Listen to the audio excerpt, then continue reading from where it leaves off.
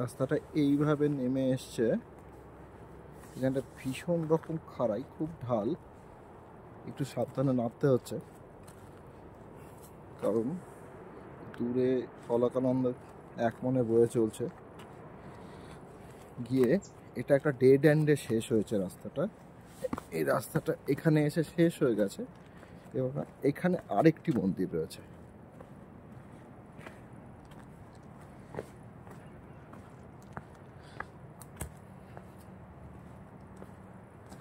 এখানে আরেকটি মন্দির রয়েছে,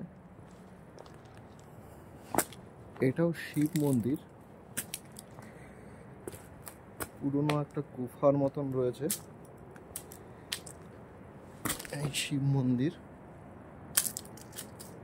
এখানে ভক্তরা কাপড় বেঁধে গেছে, ভেতরে একটা গুহার মতন আছে, গুহা দিয়ে অন্য সময়, এখন শীতকাল তাই জল বেরোচ্ছে না, এটা একটা লুকোনো ঝর্ণা মতো, পাহাড়ের ভেতরে ঝর্ণা, অনবরত জল বেরিয়ে আসে। এই একটা শিব মন্দির।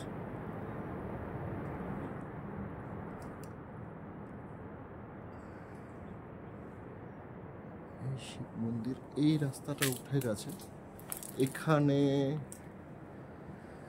বসার জায়গা রয়েছে, এখানে মানে এতটা নেমে আসার পর হাঁপিয়ে গেলে এখানে বসে একটু রেস্ট করার জন্য, বা এটা একটা ভিউ পয়েন্টও বটে।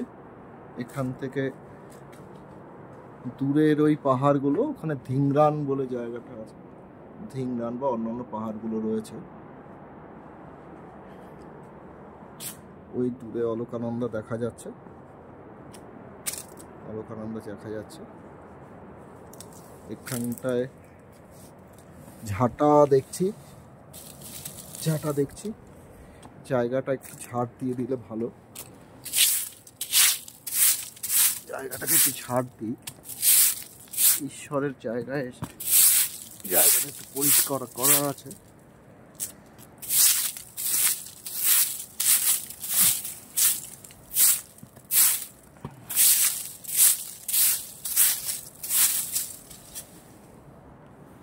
ঈশ্বরের স্থান, এখানে ভক্তরা আসে এবং ভক্তরা ভক্তদের মতন করে পরিষ্কার করে, এখানে কোনো পুরোহিত বা কেউ নেই, ঈশ্বর তাদের ডেকে নেন। ঝাঁটা রেখে দিই, ঝাঁটার জায়গায় একটা থালাও দেখতে পাচ্ছি, নারকেল রয়েছে, সিঁদুর মাখানো নারকেল, মানে কেউ পুজো দিয়ে গেছে। অনবরত জল পড়ে যাচ্ছে, নদী এক মনে আসছে। এইখানটাতেও অলকানন্দার একটা ড্যাম আছে, সকাল 9টার সময় সাইরেন শুনতে পাওয়া যায়, 9টা আর বিকেল 3টার সময়। ভীষণ সুন্দর একটা জায়গা।